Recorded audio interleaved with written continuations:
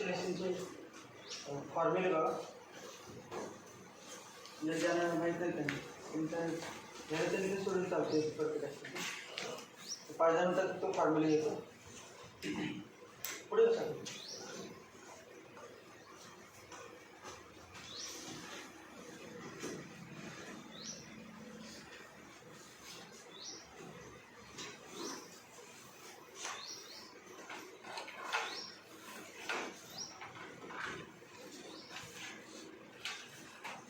Consider a particle performing linear SHM. Consider a particle performing linear SHM. SHM म्हणजे simple harmonic motion, oscillatory motion, vibratory motion, to and fro motion. हा particle कुठलाही particle समजा या ठिकाणी आहे, त्याचं नाव दिलं P. त्या पार्टिकलचं मास आहे m. Consider a particle of mass m performing SHM along straight line path AOB. Particle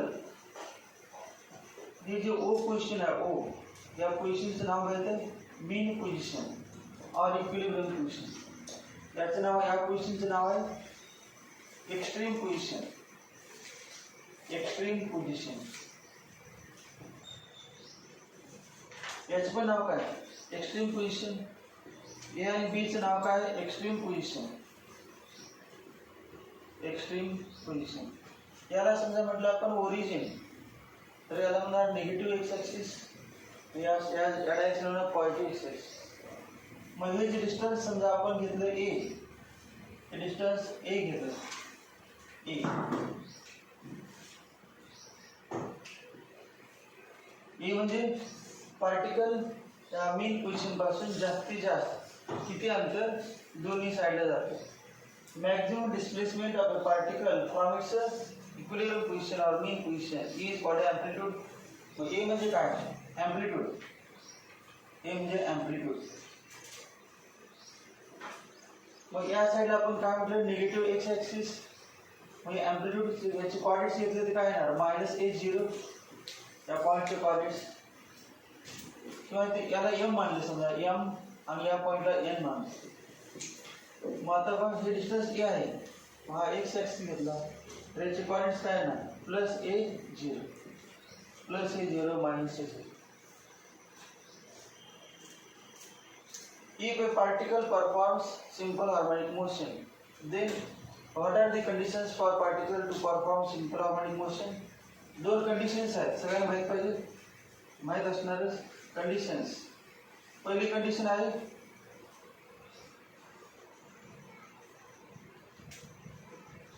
internal restoring force acting on the particle. आपण पार्टिकल इमॅजिन करतोय, एसएचएम करतोय, पण स्प्रिंगचं तुला माहिती नाही, स्प्रिंग आपण ओढून सोडली ते खालीवर होते, अप अँड डाऊन मोशन. त्या स्प्रिंगचा आज फोर्स डेव्हलप होतो, त्याचं नाव काय? Internal restoring force. मग internal restoring force develop in the spring. या ठिकाणी स्प्रिंग नाही, इंटरनल रिस्टोरिंग फोर्स. तेव्हा पार्टिकल या याने चाललेला आहे आणि किती डिस्टन्स घेतला आपण समजा x. Suppose let x be the displacement of a particle p from mean position. mean position पासून आपण पार्टिकल किती अंतर ओढला उजव्या साईडला? x. मग ओढत असताना इथे मध्ये स्प्रिंग आहे समजायचं. स्प्रिंग काय करते? सोडले की काय होणार? परत या ठिकाणी येणार. स्प्रिंग मध्ये फोर्स आहे लेफ्ट साईडला, त्या फोर्सचं नाव काय? Internal restoring force. This internal restoring force is directly proportional to x. जेवढं आपण जास्त ओढेल, जास्त अंतर आणि सोडले की फास्ट जाणार. एवढे जास्त ओढलं की इतके लांब ओढलं अजून फास्ट जाणार. म्हणजे किती आपण ओढणार त्यावर म्हणे किती फास्ट जाणार. बघ पाठीमागे येणार. मला म्हणजे एफ प्रपोर्शनल एक्स. आणि दुसरी कंडिशन काय? Displacement is away from mean position and force is towards mean position. म्हणजे अपोजिट डायरेक्शन दोघं vector quantities. F equal to -kx. Negative sign काय? Force and displacement. Force and displacement are oppositely directed.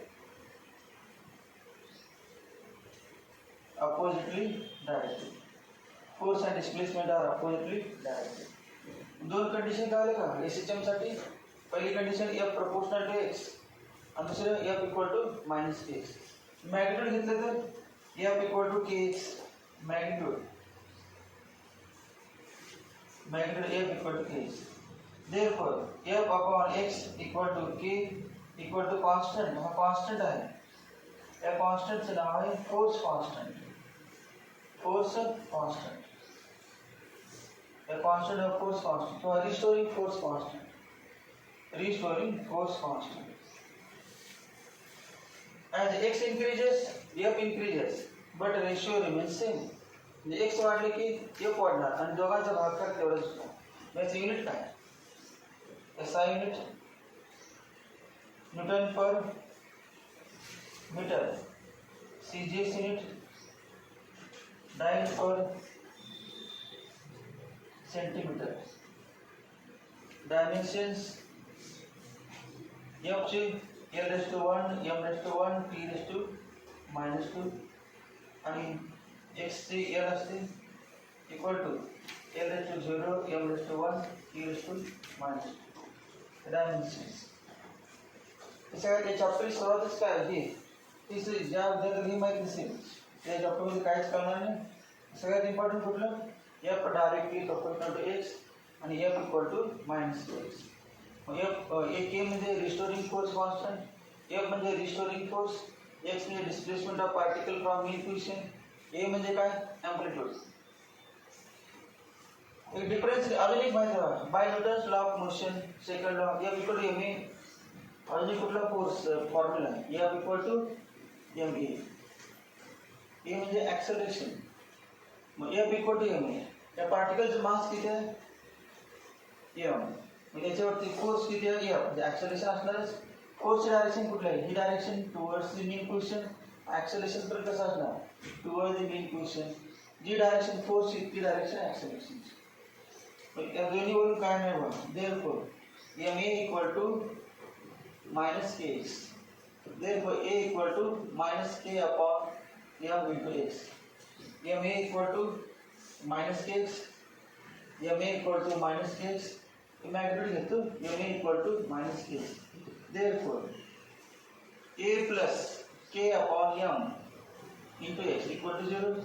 आणि a म्हणजे काय acceleration. ॲक्सेलरेशनचा formula माहिती आहे rate of change of velocity काय ना dv by dt plus k upon m into x equal to 0. अजून माहिती आहे v equal to rate of change of displacement. v is the rate of change of displacement. Therefore d by dt of dx by dt plus k upon m into x equal to, therefore d2x by dt square plus k upon m into x equal to 0. हे काय माहिती आहे this is differential equation of a particle performing SH. त्याला म्हणजे differential equation. अजून बघा याच्यावरून acceleration equal to minus k upon m into x. k positive आहे, m पॉझिटिव्ह आहे, k कॉन्स्टंट आहे पण पॉझिटिव्ह मास कधी निगेटिव्ह असते. पॉझिटिव्ह अपॉन पॉझिटिव्ह हे पॉझिटिव्ह आहे म्हणजे पॉझिटिव्ह येण्यासाठी कोणाच तरी स्क्वेअर मानूया कारण स्क्वेअर ऑलवेज पॉझिटिव्ह. मग याला नाव काय द्यायचं असते let k upon m equal to omega square. k upon m equal to omega square. Therefore a equal to minus omega square x. अजून काय बघा omega equal to root k upon m. या इथेपर्यंत माहिती आहे ना.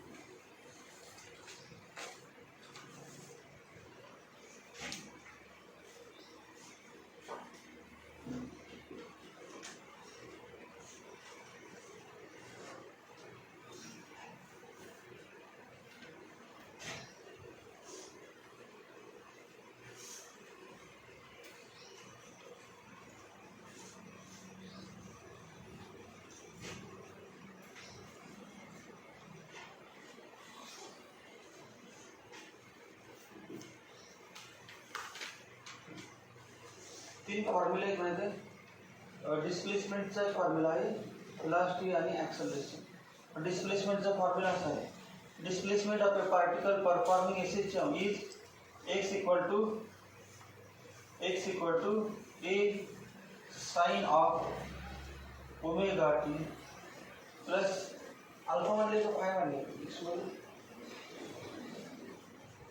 ओमेगा टी प्लस नंतर व्हेलॉसिटीचा formula आठवते बघा, v equal to plus minus omega into root a square minus x square, A square minus x square हा एक फॉर्म्युला. आणि ॲक्सेलरेशनचं काय आता लिहिलेलं हा ॲक्सेलरेशनचा हा फॉर्म्युला ॲक्सेलरेशनचा. ॲक्सेलरेशनचं काय बघ, ॲक्सेलरेशनचा आहे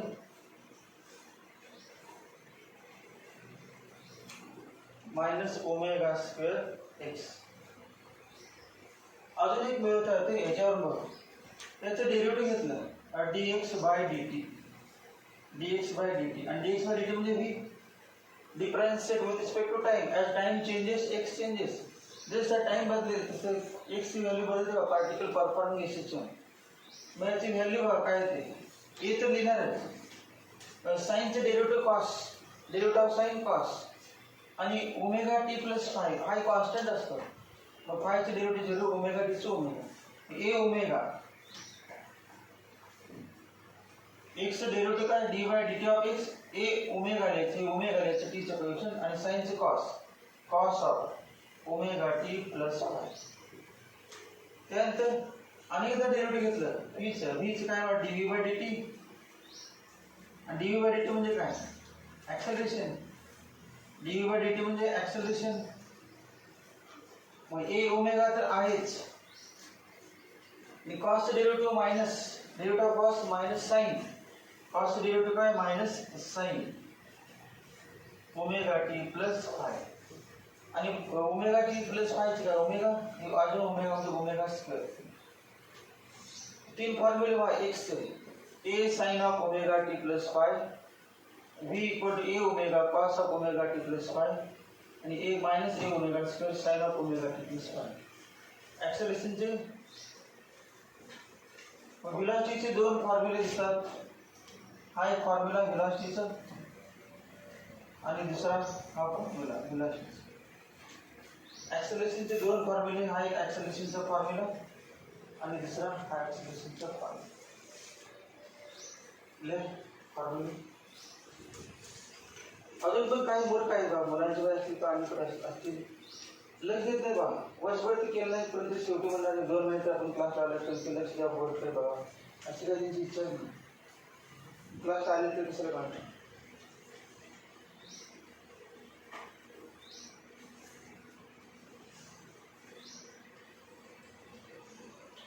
ज्यांना परफेक्ट आहे त्यांचे प्रॉब्लेम नाही, ते एक्झाम्पल सोडायला लागले ते जेम्स. ज्यांना काही येत नाही ते एक्सप्लेन करायला लागले त्यांनी पण माहित नाही की आपल्याशी सांगली.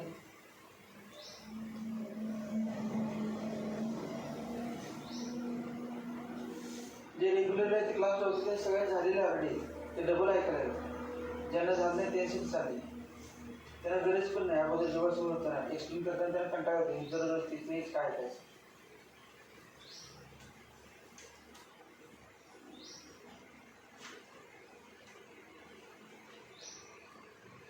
लिहिताना फास्ट व्हायचं, टाइमपास काही जास्त वेळ नाही.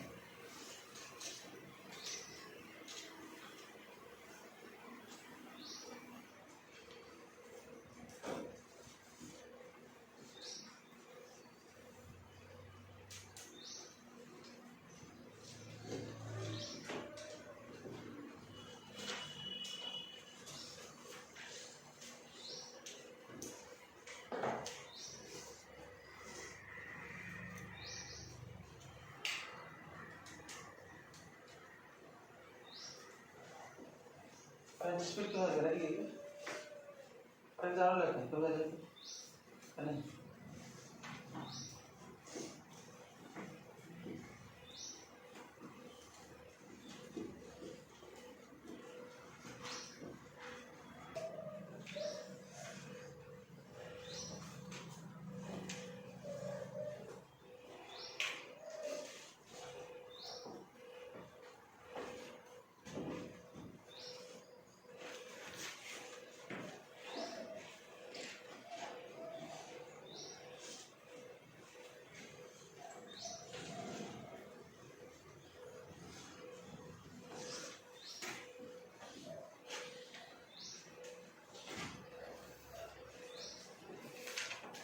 extreme at mean position.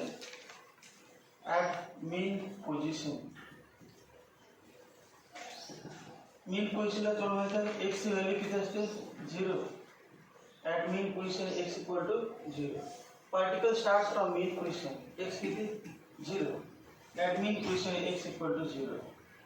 Therefore तर मीन पोझिशनला x चा 0 असतो. अजून समजा at mean position when particle starts from mean position x equal to 0 t equal to 0. t equal to 0.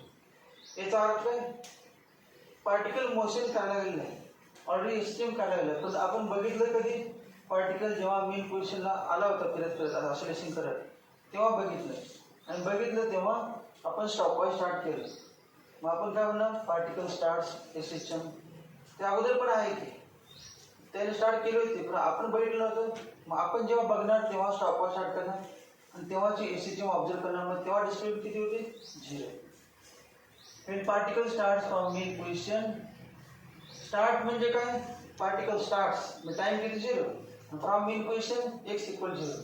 Formula काय लिहा x equal to a sin of omega t plus phi. Time 0 आणि x 0 a sin of 0 plus phi.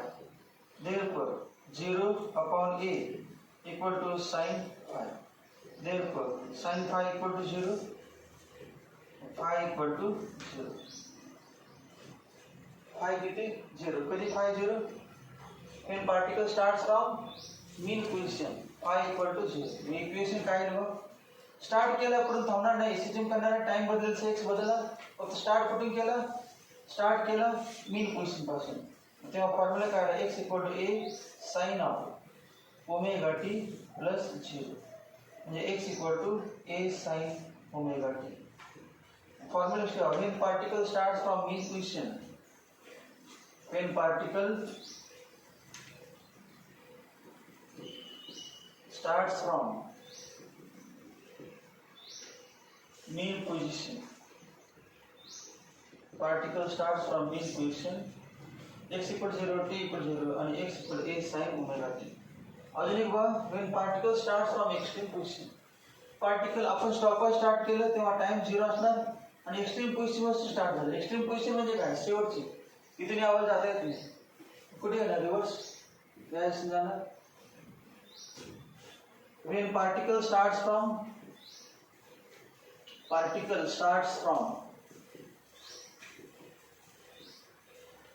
extreme position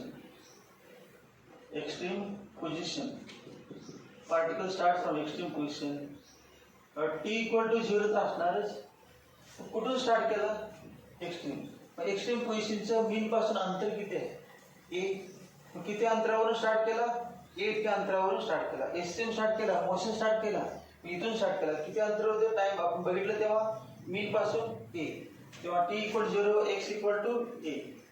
मी किंमत लिहिली symbol x आहे का y आपण टेक्स्टमध्ये x आहे x equal to x किती a equal to a into sin of 0 plus phi. Therefore a cancel 1 equal to sin phi.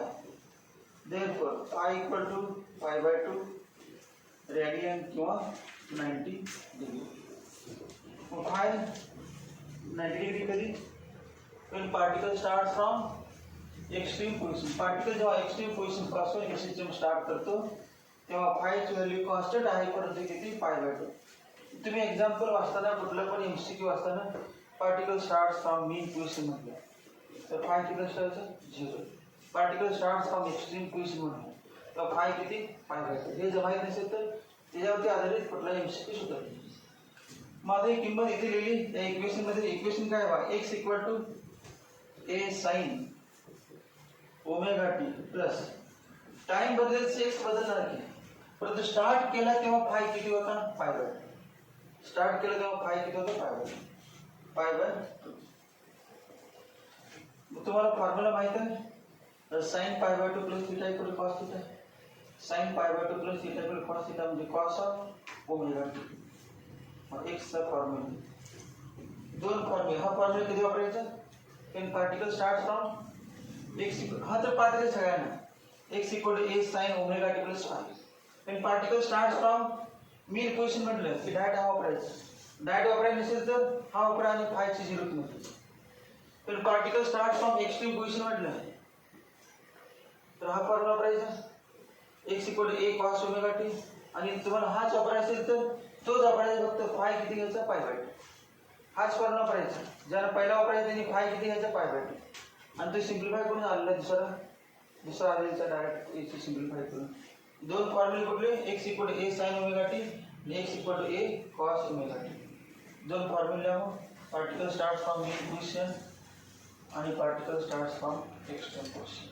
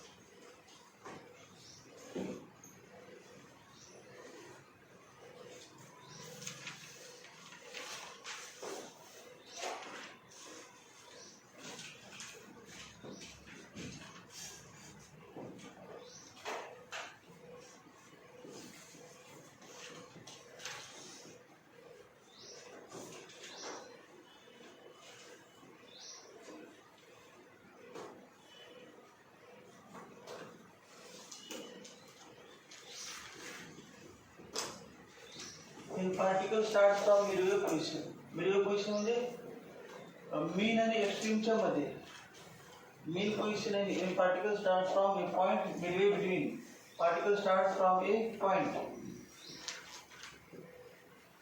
a point midway between mean and extreme mean and extreme च्या मध्ये असते तेव्हा बघा x equal to a sin omega t plus phi x equal to a by 2 इथून start केला मध्ये दोघांच्या मध्ये कुठे असेल तिथून x equal to a by 2 आणि t किती 0 therefore x म्हणजे a by 2 a sin of 0 plus phi therefore 1 by 2 equal to sin phi तेव्हा phi किती येणार 30 sin 30 असं वेगवेगळे येऊ शकतात कुठले पण हे काय लिहायची गरज नाही जनरल दोन माहिती पाहिजे तुम्हाला कुठलं विचारेल त्या पद्धतीने काढता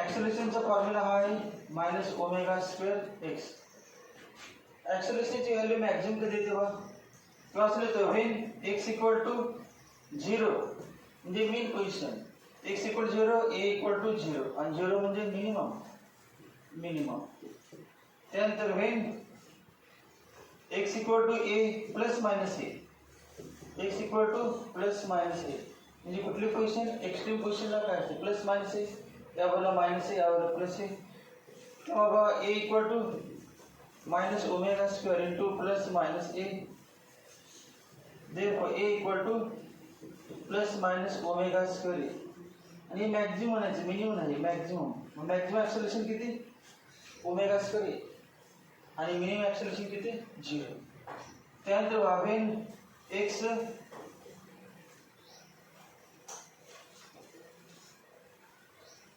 अजून काय व्हेलॉसिटी पण घेतो v equal to v equal to plus minus omega into root a square minus x square. x किती आहे 0 equal to plus minus omega a plus minus when x equal to 0 a equal to 0 आणि v equal to plus minus omega a म्हणजे maximum आणि displacement काय आहे मग तिन्ही पण झाले displacement 0 acceleration minimum and displacement is 0 acceleration is 0 when displacement is 0 म्हणजे at mean position the displacement 0 acceleration 0 but velocity is maximum काय velocity maximum velocity 0 कुठे असते सांगता येते आपल्याला किती वाटते velocity v equal to plus minus omega into root a square minus x square x किती आहे a तेव्हा x equal to plus minus velocity कुठे 0 असते मिनिमम असते एक्स्ट्रीमला वेलासिटी 0 कुठे असते एक्स्ट्रीमला इथे पुढे जाता येते म्हणजे 0 असणार मग इथे 0 असणार जसं यावर वाढणार आणि त्याला मॅक्झिमम होणार पुन्हा दुसऱ्या साईडला जायचं कमी किंवा जाणार तिकडे 0 होणार मॅक्झिमम वेलासिटी कुठे असते मीनला आणि मिनिमम एक्स्ट्रीमला मग velocity 0 minimum x equal to plus minus a equal to plus minus omega square a and v equal to 0 v equal to 0 हे माहित पाहिजे हे पहिला माहिती असेल तर एक्स्ट्रीम आणि मीन क्वेश्चनला जे ऍक्सेलरेशन मॅक्झिमम काल omega square a minus omega square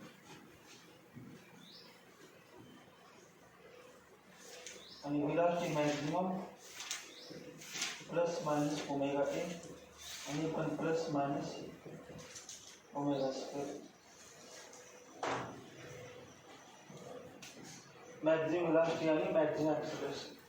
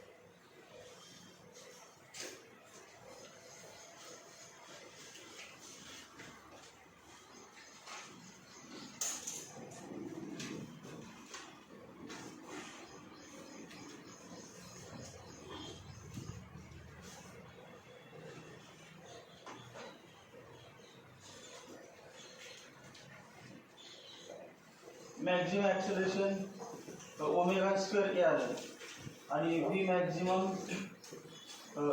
omega A दोघांचा रेशो घेतला समजा a maximum upon v maximum equal to omega square a upon omega a equal to काय ना ओमेगा मग ओमेगाचा फॉर्म्युला लावा a maximum upon v maximum दिला असते दोन्ही तर डायरेक्ट अजून माहिती आहे omega equal to 2 pi upon omega equal to 2 pi upon T omega equal to 2 pi upon T आणि omega equal to root k upon m मग लिहिले आपण omega equal to root k upon m therefore ओमेगाची किंमत लिहिली 2 pi upon T equal to root k upon m. Therefore T upon 2 pi equal to root m upon k. Therefore T equal to 2 pi into root m upon k. Formula T चा time पिरियडचा T equal 2 pi into square root m upon k. अजून फ्रिक्वेन्सीचे घ्या reciprocal time period frequency मग n equal to 1 upon T याच्या उलट 1 upon 2 pi into square root k upon m. Formula omega equal 2 pi upon T omega equal root k upon m. Omega equal 2 pi N पण आहेच. Omega equal 2 pi n म्हणजे frequency T म्हणजे time period n frequency T time period k force constant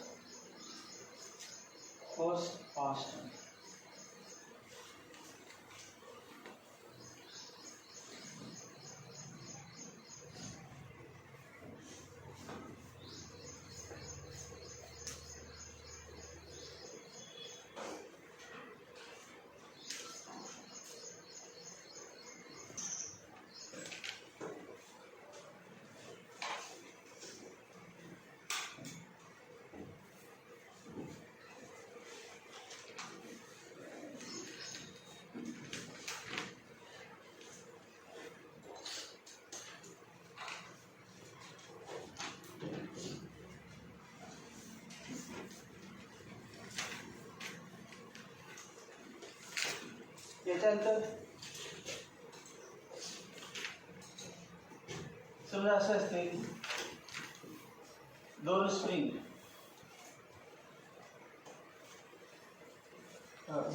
आहेत वेगवेगळ्या. या स्प्रिंगचा spring constant आहे K1 आणि दुसऱ्या स्प्रिंगचा स्प्रिंग कॉन्स्टंट K2. या दोन स्प्रिंग पॅरलल आहेत का याला म्हणायचं स्प्रिंग्स इन पॅरलल और स्प्रिंग इन सिरीज. सिरीजमध्ये याचा फॉर्म्युला लक्षात ठेवायचं. सिरीज कॉम्बिनेशनचा समजा हे दोन्ही स्प्रिंग काढल्या दोन्हीच्या ऐवजी एक काय असेल ते दोघांचे पण जे असेल इफेक्टिव्ह के ते एकच घेतले. या वतीनं फोर्स तोच आहे. या ठिकाणी जो फोर्स आहे तोच फोर्स या ठिकाणी पण आहे. तर ते के सिरीज म्हटलं के एस. मग तुम्हाला कुठला फॉर्म्युला ओम्स लॉ मधील सिरीज पॅरलल उपयोगच करायचं का कपॅसिटर मधील सिरीज पॅरललचं ठिकाणी. कपॅसिटर मध्ये two capacitors are in series. Formula काय दोन कपॅसिटर सिरीज असतील तर 1 upon CS equal to 1 upon C1 plus 1 upon C2. असा फॉर्म्युला सेम इथे तोच वापरायचा. मग 1 upon KS equal to 1 upon K1 plus 1 upon K2.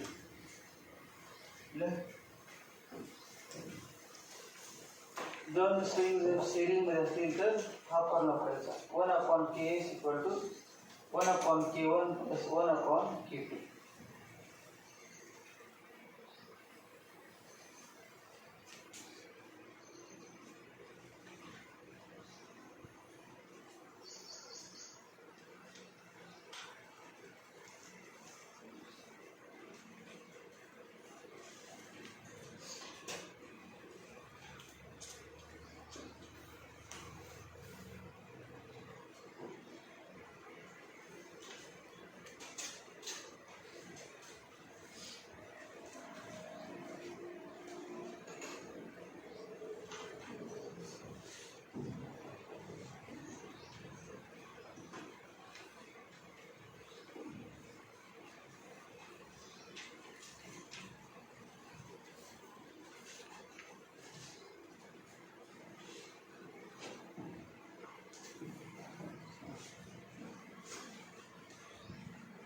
दोन स्प्रिंग पॅरलल मध्ये दोन स्प्रिंग जर पॅरलल असतील ते सिरीज झालं. दोन स्प्रिंग पॅरलल किंवा यावरती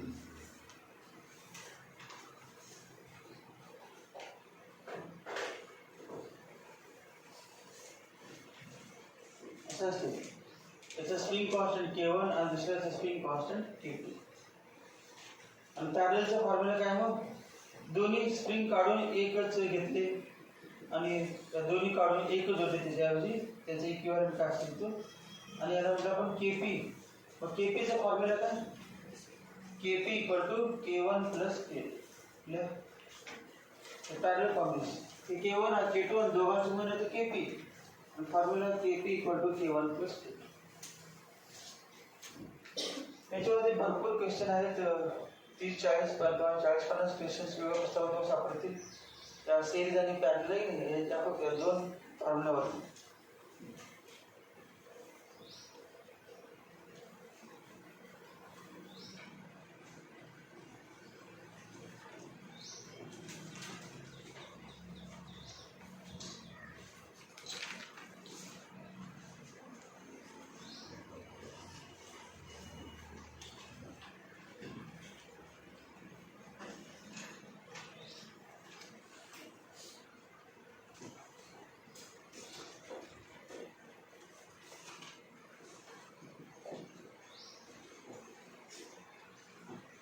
तेव्हा एक स्प्रिंग आहे आणि त्या स्प्रिंगची लेंथ आहे L आणि याचा स्प्रिंग कॉन्स्टंट आहे K. Suppose that the spring is cut into two parts. Spring काय केली दोन पार्ट मध्ये कट केली म्हणजे आणि एकच पार्ट घेतला आपण त्यात घेतला एकच पार्ट म्हणजे हाफ पार्ट त्यातलं निम्मी कट केले आणि लोड लावले. लेंथ किती झाली L/2. K सांगा बरं स्प्रिंग कॉन्स्टंट K वाढतो का कमी होतो.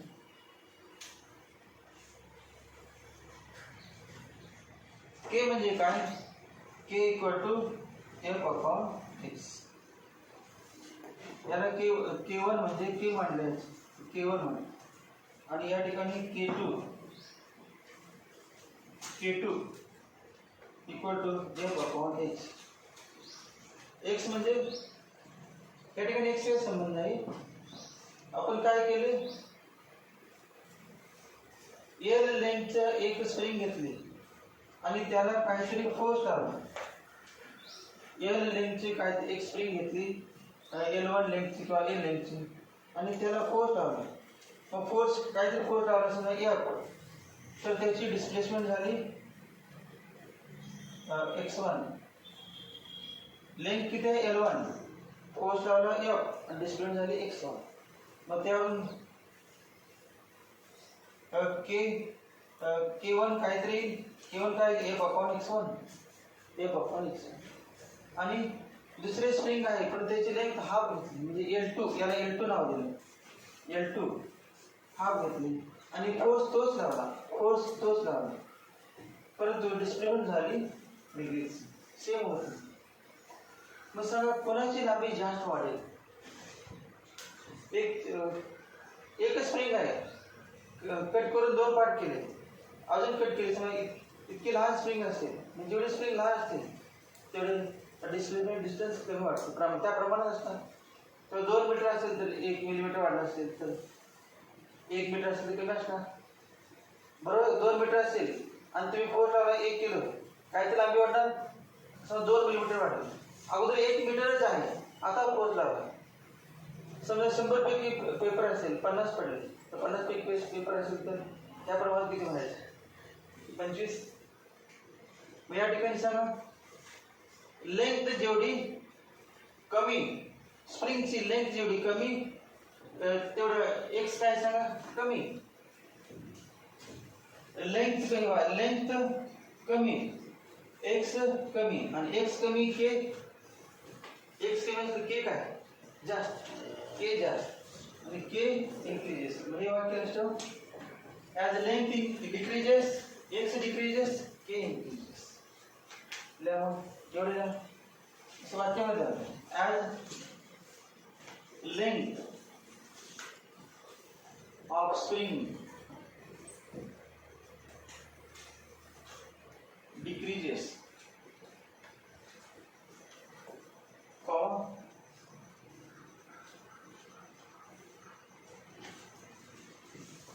or same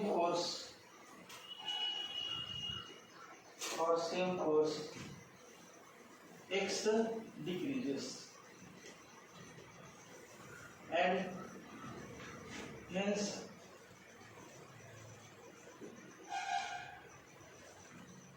k equal to f upon x increases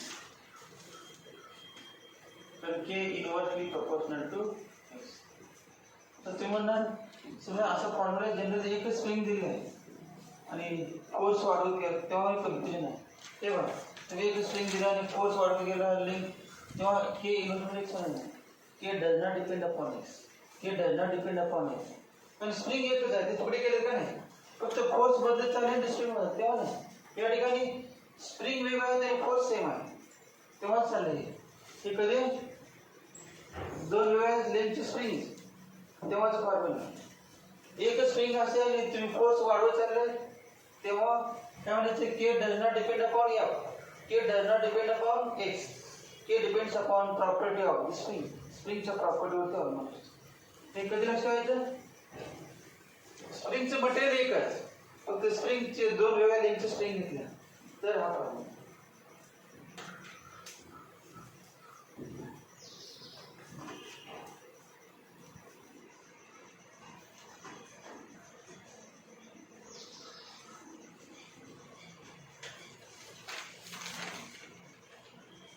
kinetic energy, potential energy आणि total energy.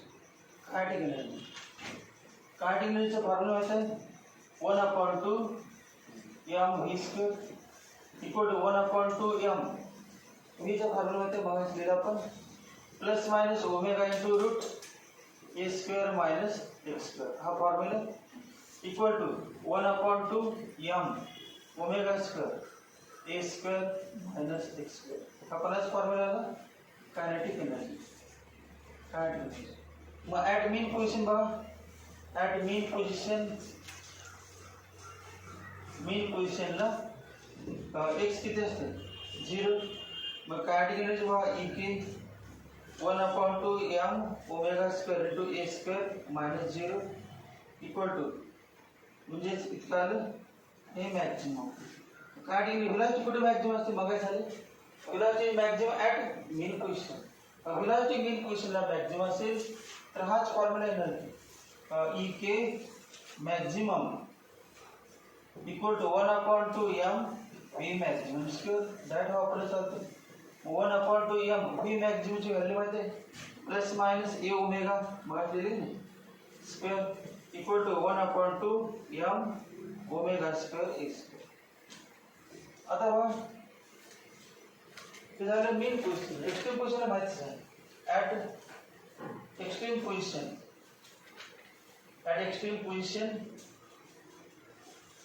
v equal to 0 therefore ek equal to 0. काय एनर्जी. त्यानंतर बघा पोटेन्शियल एनर्जी. पोटेन्शियल एनर्जीचा फॉर्म्युला डायरेक्ट येतो 1/2 k x स्क्वेअर. पोटेन्शियलचा formula काय 1/2 k x square equal to k म्हणजे माहितीच आहे k म्हणजे काय root omega 1/2 k x square आहे फॉर्म्युला. आणि फॉर्म्युला माहिती आहे ना omega square equal to k upon m. therefore k equal to m omega square. therefore ep equal to 1/2 m omega square x square. Formula पोटेन्शियलचा formula. त्यानंतर total energy E total equal to E K plus E P. या दोघांची सम केली तर काय तेव्हा 1/2 के square हा formula 1/2 के तर के ची व्हॅल्यू सांगली m ओमेगा स्क्वेअर ए स्क्वेअर. हा ई टोटल. तर total energy is directly proportional to square root of amplitude. अजून पण काय directly proportional to omega square. त्यामुळे फॉर्म्युले kinetic energy, potential energy and total energy.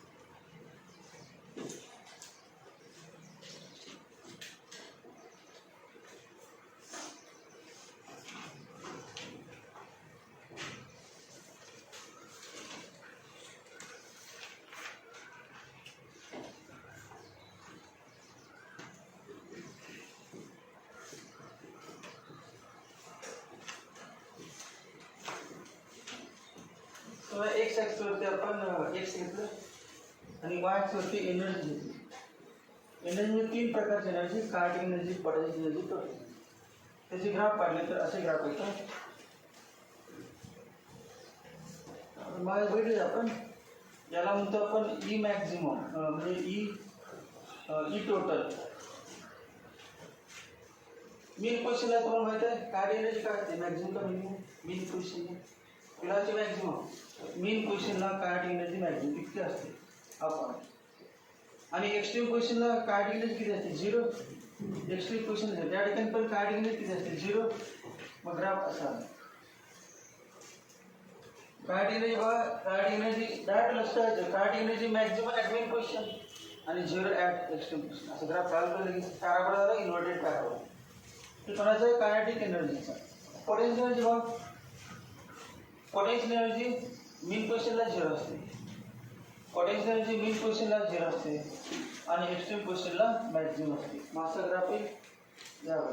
हा ग्राफ कोणाचा, पोटेन्शियल एनर्जीचा. हा पोटेन्शियल एनर्जी. आणि टोटल एनर्जी काय, मीन पोझिशन एक्स्ट्रीम पोझिशन असते नाही तर मीन पोझिशन असते, टोटल एनर्जी सेम. हा जो ग्राफ आहे वरती काढलेला हा कोणाचा, स्ट्रेट लाईन जे आहे ते टोटल एनर्जीचा. हे कायनेटिक एनर्जी आणि या वरतीने पॅराबोला येतो पोटेन्शियल एनर्जी. कारण लक्षात potential energy 0 at mean position. मागचा ग्राफ मध्ये पोटेन्शियल एनर्जी आणि kinetic energy maximum at mean position. या वरती म्हणजे 3 ग्राफ आहेत, कायनेटिक एनर्जी, पोटेन्शियल एनर्जी आणि टोटल. माहीत पाहिजे, MCQ विचारतं.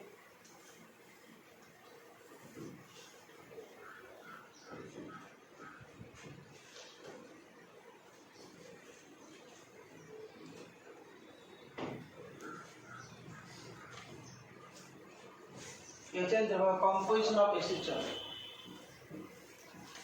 Composition of a system. Composition of a system मध्ये काय, the particle is subjected to a system simultaneously. एक पार्टिकल 2 सिस्टम एकाच वेळेला करायचा आहे. एकदा इतक्या अंतरावरती जातो आणि एकदा कमी अंतरावरती जातो. Consider a particle subjected to 2 system simultaneously along the same path. एकाच पाथवरती 2 सिस्टम. मग तेव्हाचा फॉर्म्युला असा आहे, x1 = a1 sin omega t plus phi1. पहिला oscillation. x2 = a2 sin omega t plus phi2. एकच पार्टिकल 2 सिस्टम करते. पहिल्याची इक्वेशन, दुसऱ्याची इक्वेशन. नंतर दोघांचे net resultant x = x1 + x2 by principle of superposition of equation. x = x1 + x2. मग हे solve करून जे येईल ते काय ते माहिती आठवते कोणाला, रिझल्टंट इक्वेशन. एम्प्लिट्यूड काय घेऊया, रिझल्टंट एम्प्लिट्यूड r घेऊ का, r sin of omega t plus delta. r sin omega T delta किंवा फाय. आपण इंटरफरन्स मध्ये फाय घेतलेला डेल्टा. हा फॉर्म्युला r चा फॉर्म्युला पाठ तुम्हाला. r म्हणजे रिझल्टंट एम्प्लिट्यूड. त्याचा फॉर्म्युला वापरला आपण इंटरफरन्स मध्ये. हा फॉर्म्युला आहे √a1² + a2² + 2a1 a2 cos delta cos किंवा α1 डेल्टा मध्ये हे डिफरन्स.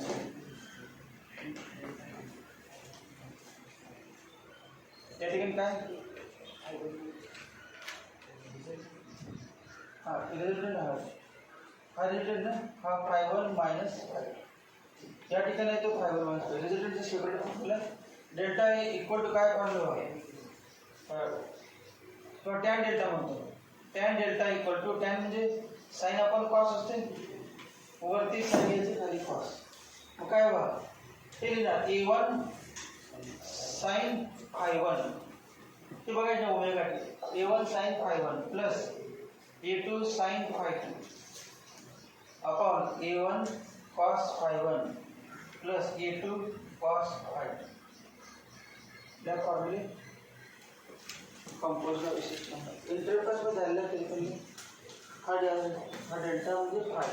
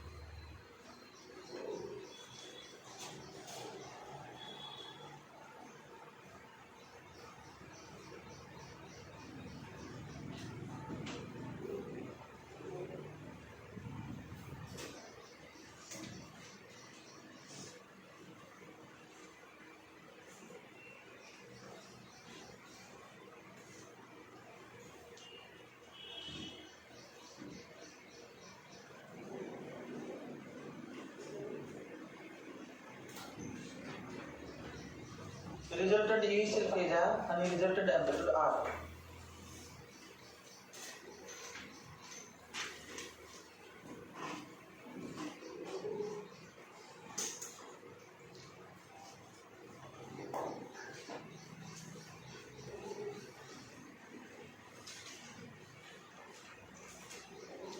याच्यानंतर बघ सिंपल पेंडुलम.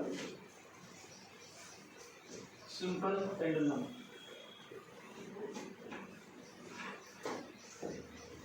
सिंपल पेंडुलम मध्ये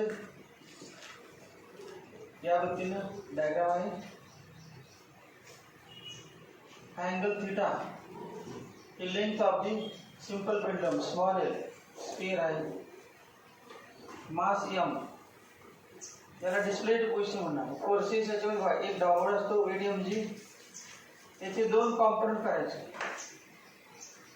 एक या पद्धतीनं परपेंडिक्युलर हा अँगल थीटा. मग थीटाच्या ॲडिशन साइड ज्या hypotenuse by mg hypotenuse mg आणि ॲडिशन साइड म्हणजे हायपोटेन्यूस ऑफ cos थीटा म्हणायचे. मग याला mg cos थीटा हे mg cos थीटा आणि या बाजूला परपेंडिक्युलर हा अँगल पण थीटा. थीटाच्या अपोजिट साइड काय असते ही साइड. तर हायपोटेन्यूसला sin theta mg sin theta. String आहे आणि स्ट्रिंग मध्ये टेन्शन असणार. फोर्स ऑफ टेन्शन वरच्या दिशेने असं असणार आहे. मग tension in the string is balanced by mg cos theta. String bob या दिशेने पण जात नाही बॉब वरती पण जात नाही तर दोन्ही बॅलन्स असणार. मग t इक्वल टू किंवा mg cos theta equal to t. T म्हणजे tension tension.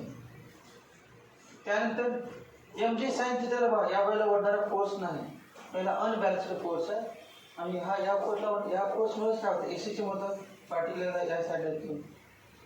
Due to this force याला restoring force F equal to displacement कशी केली बघा या दिशेनं आणि याला x मानतो मी. डिस्प्लेसमेंट स्मॉल डिस्प्लेसमेंट आहे. थीटा पण स्मॉल आहे. x लिनियर आहे म्हणजे आर्क ऑफ सर्कल हा ओ सेंटर ऑफ सर्कल आणि सर्क्युलर मोशन व्हायला समजायचं. F equal to minus mg sin theta. Minus काय लिहिलं थीटा बघा अवे फ्रॉम मीन पोझिशन आणि फोर्स टुवर्ड्स मीन पोझिशन दोन्ही अपोजिट आहे. Therefore F equal to minus mg theta. sin थीटाचं थीटा काय लिहिलं थीटा स्मॉल आहे आणि थीटा स्मॉल आहे तेव्हा sin theta near equal to theta. sin theta near equal to theta. Theta is small आणि express in radian. Newton's second law of motion माहित आहे F equal to ma F equal to ma. Therefore a equal to minus mg theta a equal to minus mg theta. Formula पण arc equal to radius into angle. Arc किती आहे बघ arc equal to radius into angle. Radius arc किती आहे x radius किती आहे l आणि angle theta. Therefore theta equal to x upon l. Theta equal to x upon l. Therefore a equal to minus mg x upon l. Therefore a equal to minus mg upon l into x. म्हणजेच काय याच्यावर m constant g constant l constant. Therefore a directly proportional to x. And negative sign indicates that acceleration and displacement are opposite direction. Displacement कसं आहे away from mean position आणि force towards mean position दोन्ही एकमेकांच्या opposite. This shows that simple pendulum performs a system. Simple pendulum कुठली मोशन करतो simple harmonic motion system. Time पिरियडचा formula माहिती आहे time period of simple pendulum. तेव्हा t equal to time period of simple pendulum. T equal to T1 equal to 2 pi upon omega. 2 pi upon omega. Omega म्हणजे तुम्हाला माहिती आहे square root k upon m. Omega म्हणजे square root k upon m आणि mass formula आहे acceleration equal to minus omega square x.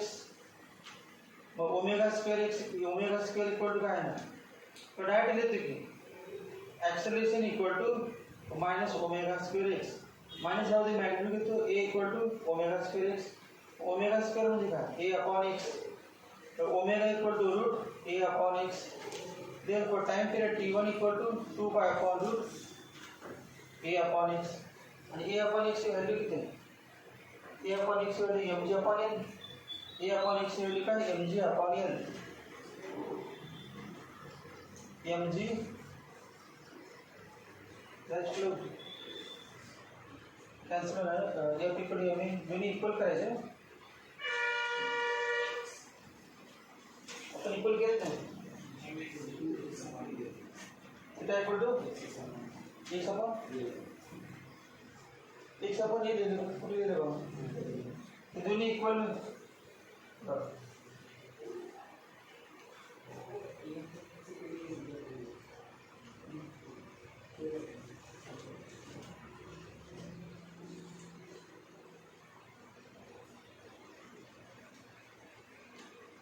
त्या ठिकाणी कुठले कॅन्सल आहे का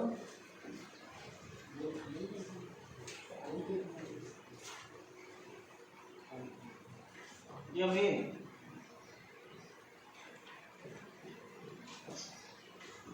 ए equal to minus g upon L मग ए अपॉन एक्स म्हणजे काय जी अपॉन एल मॅग्निट्यूड घेतली g upon l equal to 2 pi into square l upon g त्या फॉर्म्युला टाइम पिरियडचं माहिती सर पण मध्ये मध्ये काय काय ते पण माहिती पाहिजे ते डायग्राममध्ये काय याच्यावरती एमसीक्यू असतात डायग्राममधल्या फॉर्म्युलावरती सगळ्यावरती वेगवेगळे एमसीक्यू विचारतात सगळे माहीत पाहिजे मधले फॉर्म्युले फक्त शेवटचा फॉर्म्युला माहिती शेवट पाहिजे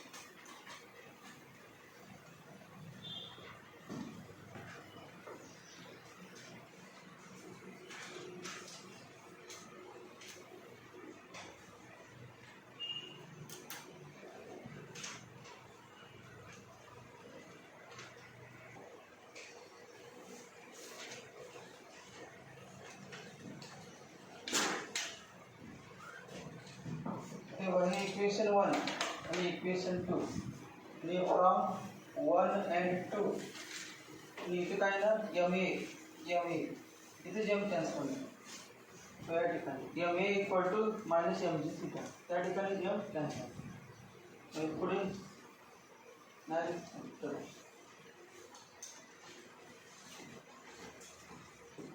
M A equal to minus m g theta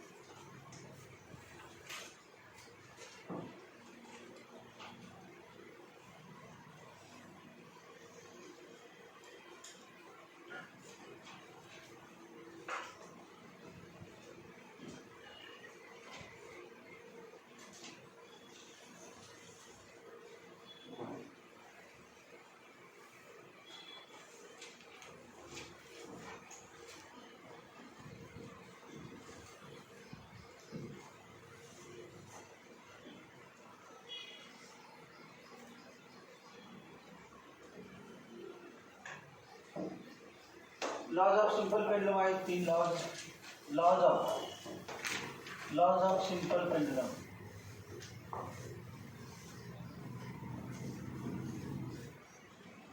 laws of simple pendulum simple पेंडुलमचे लॉज पहिला फॉर्म्युला आहे t equal to 2 pi into square root l upon g हा फॉर्म्युला आहे पहिला लॉ आहे टी प्रोपोर्शनल रूट एल कधी if G equal to constant at a given place दुसरा आहे t proportional 1 upon root g वेगवेगळ्या प्लेसला ऍक्सेलरेशन ड्यू टू ग्रॅव्हिटी बदलली की बदलली.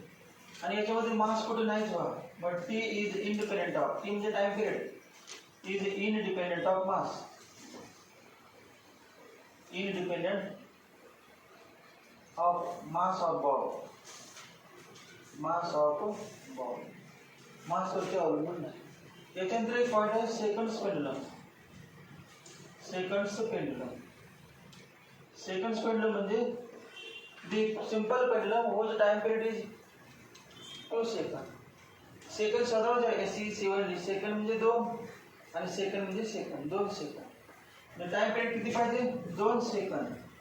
मग टाइम पिरियड 2 सेकंड याच्यामध्ये येतो 2 equal to 2 pi to square root L S मध्ये सेकंड्स पेंडुलम 2 कॅन्सल, मग 1 equal to pi square into L S upon g. Therefore L S equal to g upon pi square. म्हणजेच काय, LS directly proportional to G as acceleration due to gravity changes, length of simple pendulum changes. Length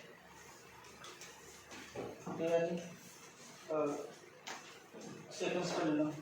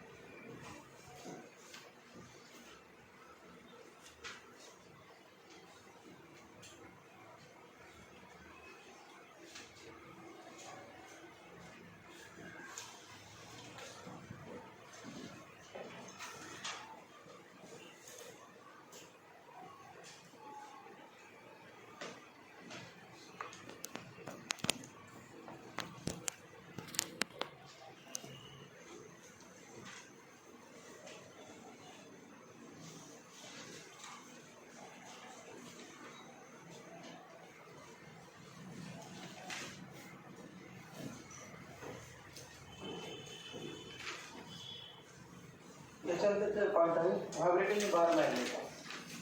vibrating bar magnet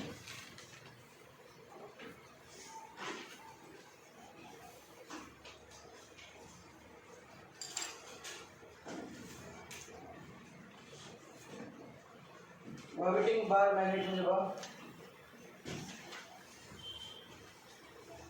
हे magnetic field आहे. कोणाचं अर्थ magnetic field, अर्थ magnetic field. या वेळेला अर्थ या मॅग्नेट ही कुठली डायरेक्शन आहे,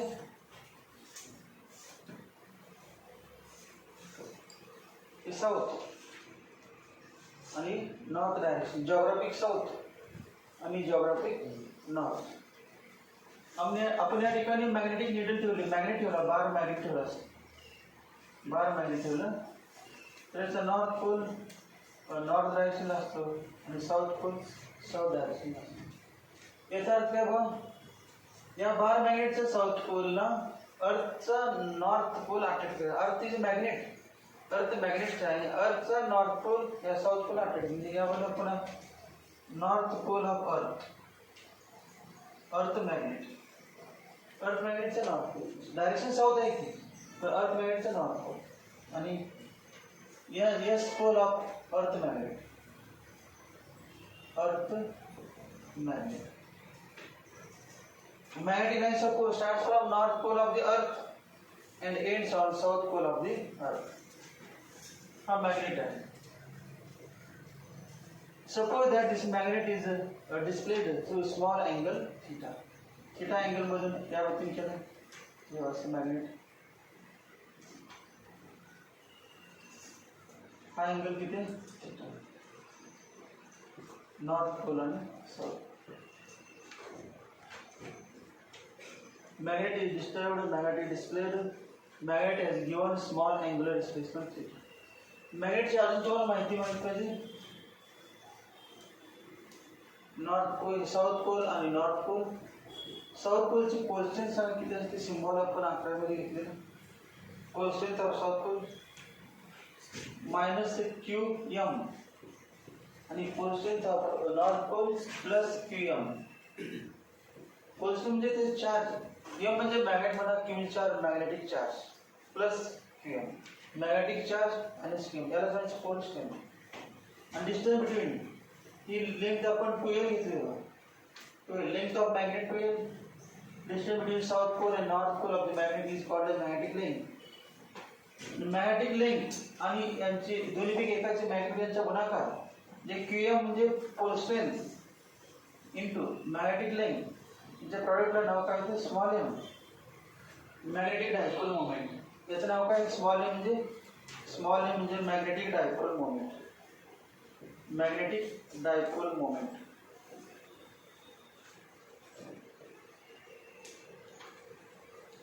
magnetic dipole moment of the magnet. मॅग्नेटचा मॅग्नेटिक डायपोल मोमेंट. ते मॅग्नेटिक फील्ड कोणाच्या? अर्थचं. बी म्हणजे direction of earth magnetic field. Direction of earth magnetic field. Parallel line आहे, uniform magnetic field. This magnetic field in this region is uniform. कमी जास्त नाही, सगळ्या ठिकाणी सेम आहे.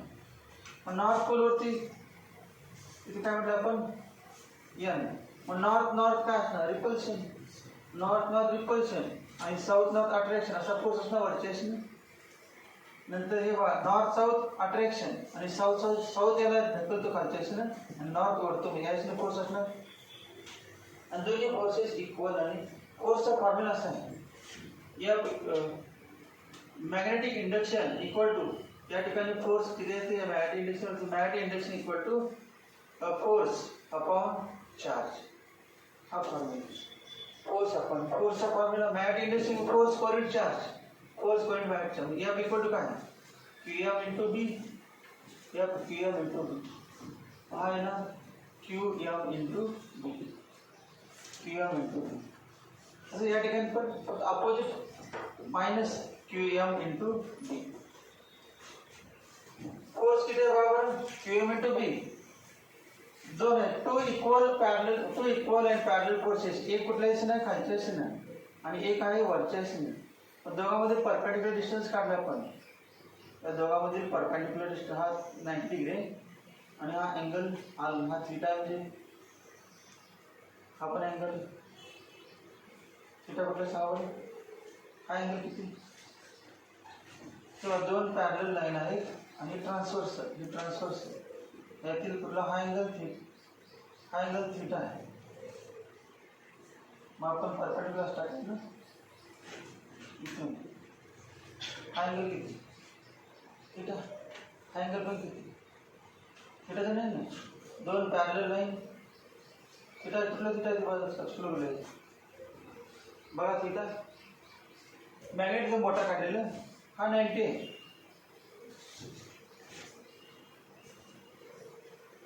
थीटा कुठला? हा थीटा. हा घ्या, याची गरज नाही आपल्याला. हा नाही, हा थीटा.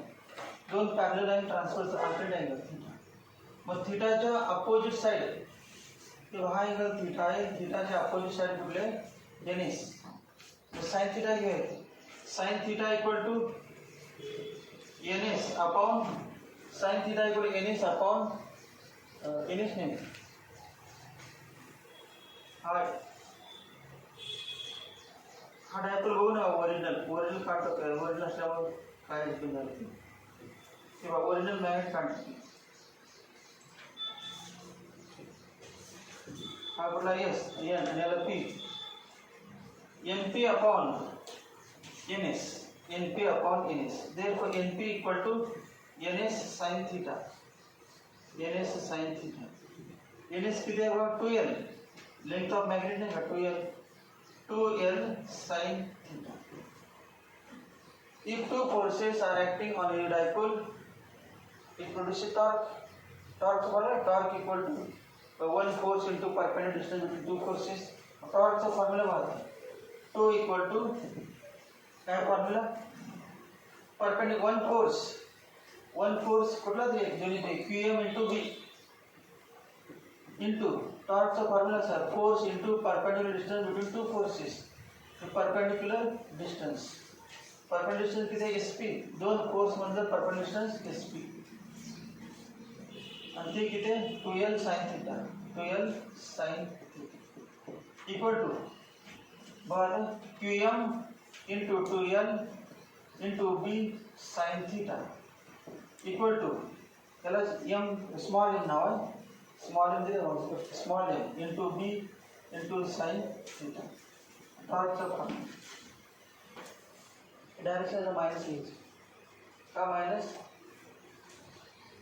आपण लावलं टॉर्क यायचं होतं आपण सोडल्यानंतर यायचं जाणार नाही का आपण डिस्प्लेस केलं थीटा यायचं नाही क्लॉकवाईज थीटा कसं आहे क्लॉकवाईज आणि हा टॉर्क काय करतो torque tries to rotate the magnetic anti clockwise direction म्हणून अपोजिट मायनस रिस्टोरिंग टॉर्क म्हणजे रिस्टोरिंग टॉर्क आणि टॉर्कचा फॉर्म्युला काय तो equal to I alpha rotational motion मध्ये तो equal to I alpha therefore I alpha equal to minus M B sine theta minus M B sine theta therefore I alpha equal to minus M B sine theta near equal to theta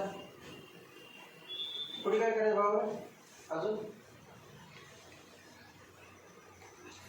alpha equal to minus M B upon I into theta मग alpha proportional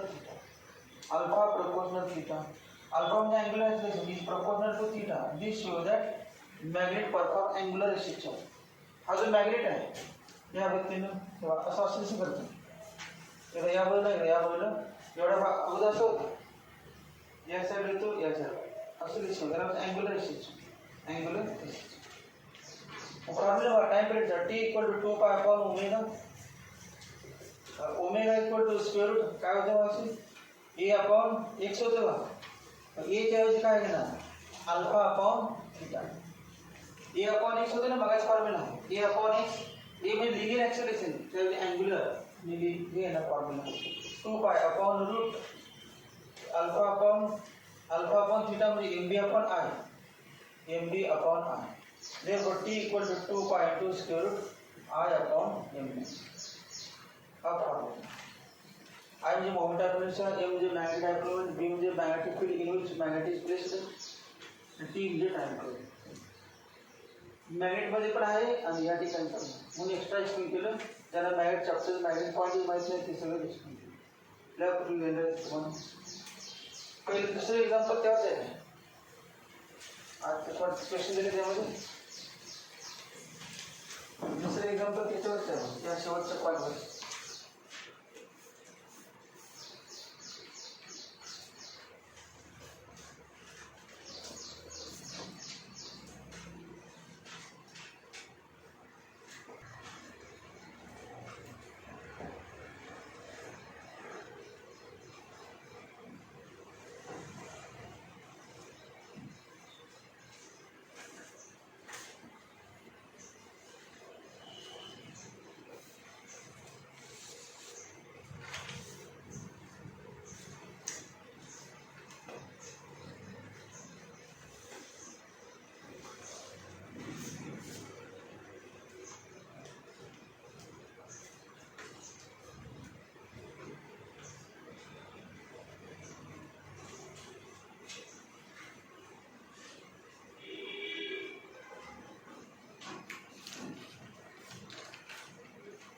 formula एक हा small m equal to km into t है दूसरा F equal to QM into B.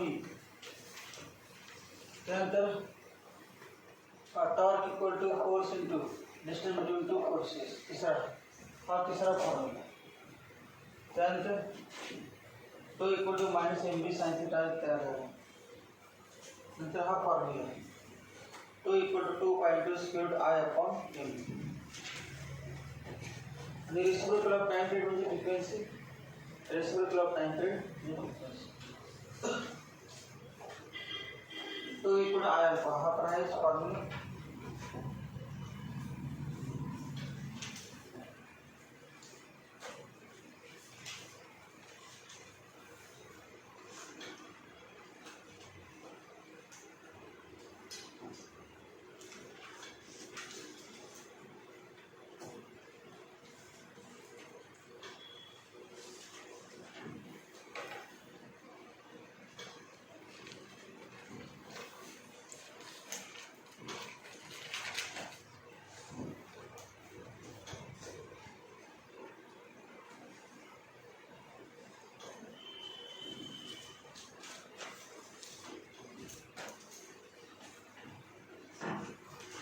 पहले question वाचलो.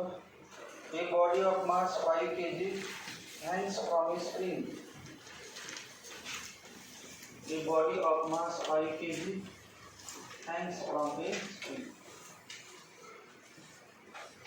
A body of mass 5 kg hangs from a spring and oscillates with a time of 2 pi seconds.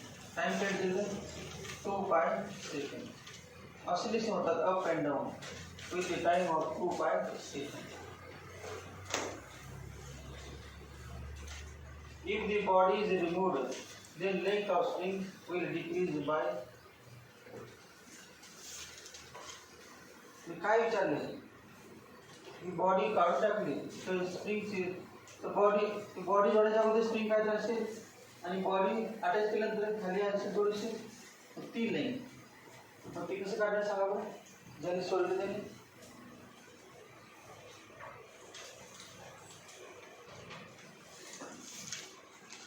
किती force लावले सांगा. F equal to mg इतका force लावला. Force लावल्यामुळे काय तर डिस्प्लेसमेंट झाली x. डिस्प्लेसमेंट झाली x. मग k इक्वल टू काय F अपॉन x. F म्हणजे mg अपॉन x.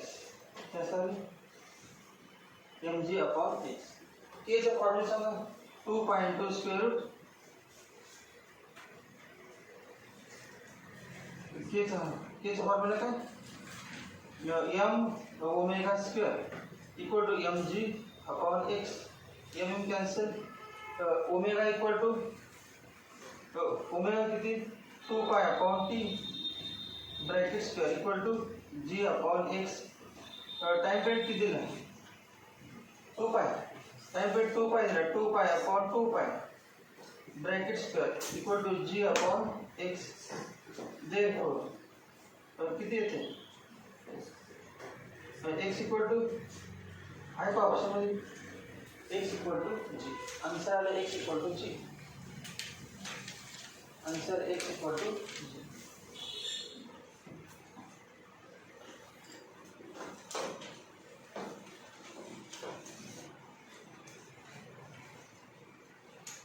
g कुठला ऑप्शन कुठला आहे बी.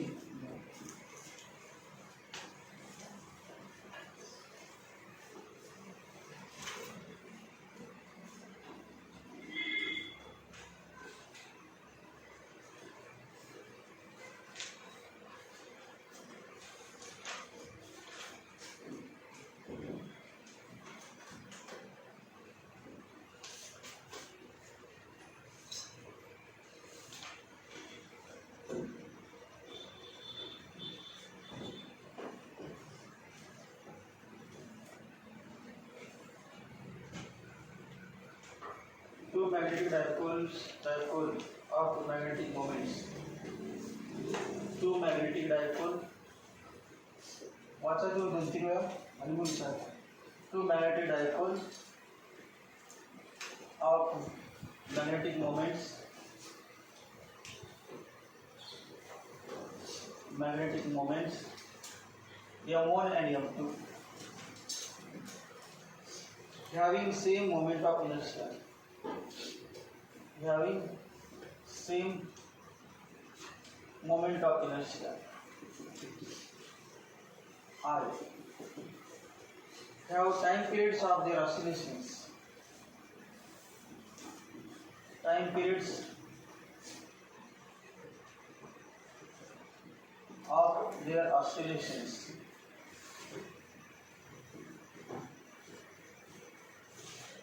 equal to T1 and T2, T1 and T2 in uniform magnetic field, in uniform magnetic field, magnetic field. If they are coupled together to assist each other, if they are coupled together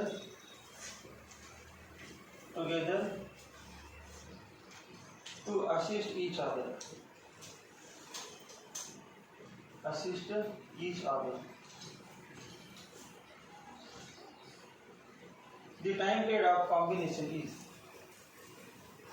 the time period of combination is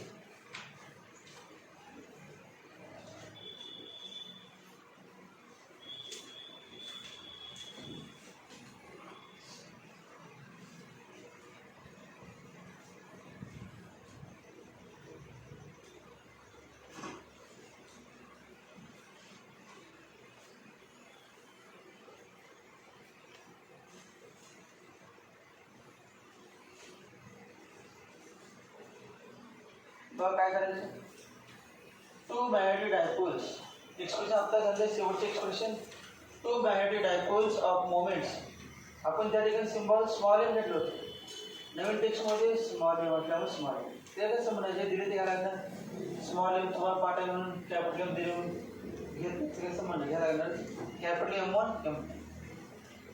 मग magnetic moment बघा काय capital M1 आणि capital M2, time period काय T1 आणि T2 आणि moment of inertia R, दोघांचं moment of inertia काय same, moment of inertia same. They are time period सांगा पहिला फॉर्म्युला आता T1 equal to 2 pi into square root I upon M1B. Same magnetic field आहे, दोघं पण uniform magnetic field एकाच magnetic field ठेवले तेव्हा इन युनिफॉर्म मॅग्नेटिक फील्ड, दोन्ही मॅग्नेट एकाच मॅग्नेटिक फील्ड ठेवले त्यामुळे अर्थ मॅग्नेटिक फील्ड जे आहे ते युनिफॉर्म सेम. मग T2 इक्वल टू किंवा समजतो T1 square equal to 4 pi square I upon M1B. Therefore M1 आपलं काय काढायचं टाइम पिरियड काढायचं तेव्हा T2 square equal to 4 pi square I upon M2B. त्यानंतर असिस्ट म्हणजे काय ते दोन डायपोल असिस्ट म्हणजे एकमेकाला अपोज आणि असिस्ट दोन प्रकार आहेत त्याचं करंट डिस्ट्रीब्यूट झालं बघा कशामध्ये पोटेन्शियोमीटरमध्ये, potentiometer cells are in assisting position, cells are in opposing position. मग काय ना बा असिस्ट म्हणजे एक हा नॉर्थ आणि साऊथ आणि दुसरा नॉर्थ आणि साऊथ. डायपोल मोमेंट माहिती आहे कुठून कुठे असतो, हा M1 from south to north आणि हा M2 from south to north. त्याला असिस्टिंग पोझिशन म्हणजे दोघांच्या डायपोल मोमेंटची बेरीज. असिस्ट म्हणजे दोघांची त्यास राहणार नॉर्थ नॉर्थ रिपल्शन असणार दोऱ्याने बांधून ठेवले. किती ना बघा असिस्टिंग पोझिशन मध्ये M इक्वल टू काय ना M1 plus M2 net magnetic moment of the assisting couple दोन्ही बांधले यावरती ना फॉर्म्युला बघा याचा हाच formula T square equal to म्हणतो T square equal to 4 pi square I upon M1 पण नाही M1 पण लिहायचं नाही M2 पण लिहायचं नाही काय लिहायचं M1 प्लस M2 लिहायचं M च्या ठिकाणी काय लिहायचं M1 plus M2 M1 plus M2 M1 plus M2 into b.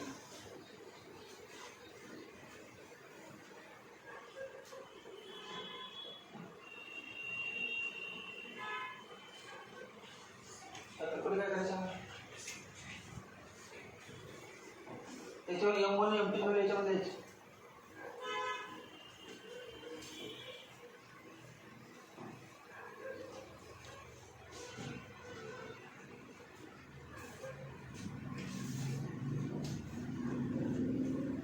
हे बघा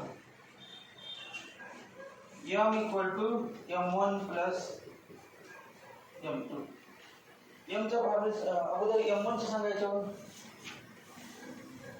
तेव्हा m1 तयार घेतो m1 equal to किंवा असं t proportional 1 upon root m therefore t square proportional 1 upon m therefore m proportional 1 upon t square मग m equal to k upon t square मग m1 equal to काय k upon t1 square m2 equal to काय k upon t2 square आणि m म्हणजे काय k upon t square तर तिन्ही किमती दिलेत हे या ठिकाणी m म्हणजे काय k upon t square आणि m1 म्हणजे काय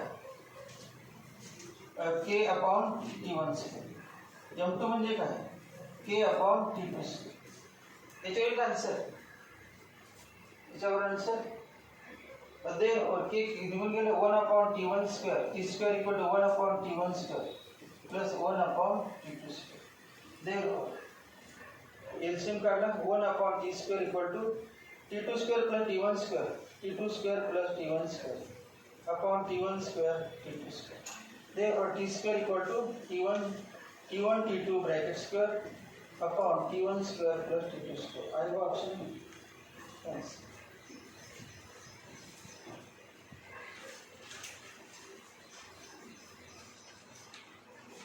It's a formula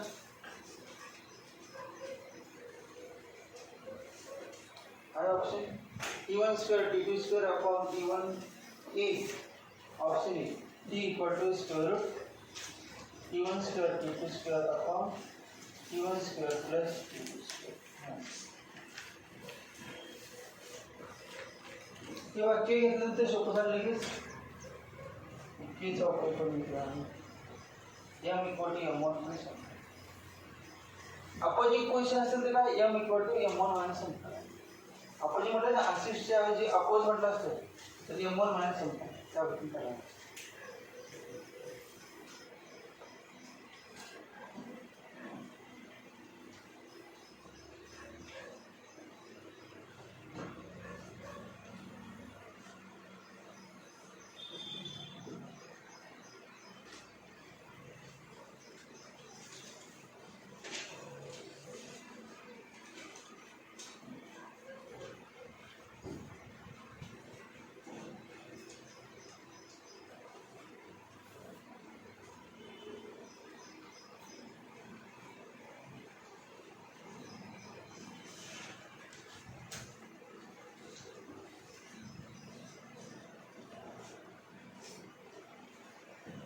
A particle of mass 200 grams exhibits AC charge. Mass दिलेला आहे 200 ग्राम म्हणजे 0.2 kg perforce AC charge. The restoring force is provided by spring of force constant. Force constant म्हणजे माहिती आहे k equal to 80 Newton per meter. The time period is t कारण 2.2 square root m upon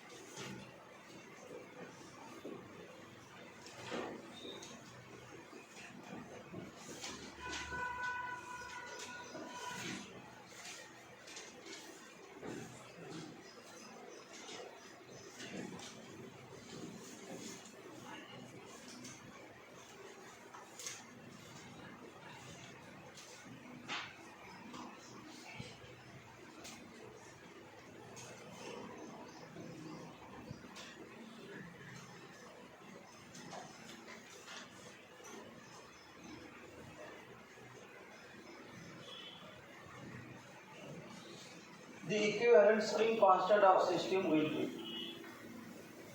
किती बघा याचा अर्थ काही rigid support आहे रिजिड सपोर्ट मग एक ब्लॉक दोन स्प्रिंगला जोडलेला आहे आणि हे रिजिड सपोर्ट दोन वेगवेगळे जोडण्यापेक्षा एकच घ्यायचे टर्न करून वरती घेतले त्याचं टर्न केलं आपण या वरतीने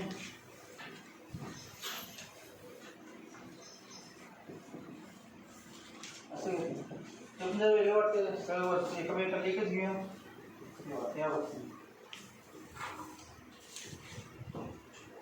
मागे डायग्राम करायचं वरती दोन सपोर्ट या बाजूला एक वरती घेतले आणि म्हणजेच एकच घेतला दोन्ही रिजिड असल्यावर ही डायग्राम करायची पॅरललचा फॉर्म्युला तुम्हाला माहित पाहिजे की parallel equal to K1 plus K2 formula काय पॅरलल कॉम्बिनेशनचा K1 प्लस K2 आन्सर काय ना C K1 plus K2 answer K1 plus K2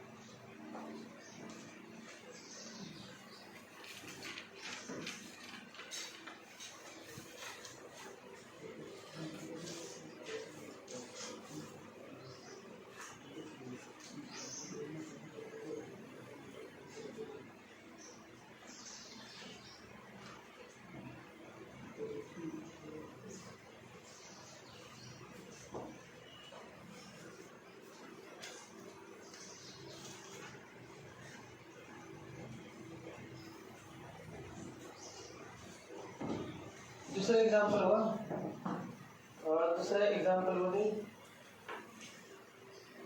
दोन मॅग्नेट आपण या पद्धतीने ठेवले होते या पद्धतीने आणि या ऍक्सिस वरती कुठला असेल कंबाईंड या ऍक्सिस वरती सिस्टीम ठरवली मग पहिलेच मोमेंटम आय होता दुसऱ्याचा आय आणि सिस्टीमचं किती होणार टू आहे सिस्टीमचं टू आहे पहिलं आपण मोमेंटम रिझल्टंट मग फॉर्म्युला आपलं चेंज होणार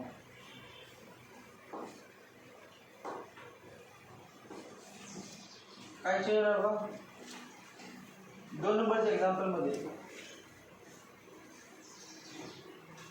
T square equal to 4 pi square T1 equal to 4 pi square I1 upon I upon काय होतं M1B और T2 square equal to 4 pi square I upon M2B आणि T स्क्वेअर इक्वल टू घेतलं तेव्हा 4 pi square I net two I पाहिजे तर सिस्टीमचं moment of inertia mass वाढलेले मोमेंट ऑफ इनर्शिया वाढले डबल झाला 2 आहे अपॉन M असं करायचं म्हणजे सिम्प्लिफाय करून फॉर्म्युला काय सांगा T equal to square root of T1 square T2 square upon T1 square plus T2 square हा फॉर्म्युला आहे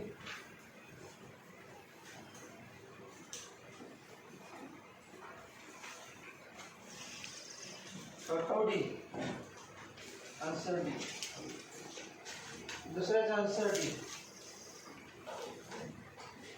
दुसरा क्वेश्चन आहे त्याचा आन्सर काय आलं D moment of inertia double होतो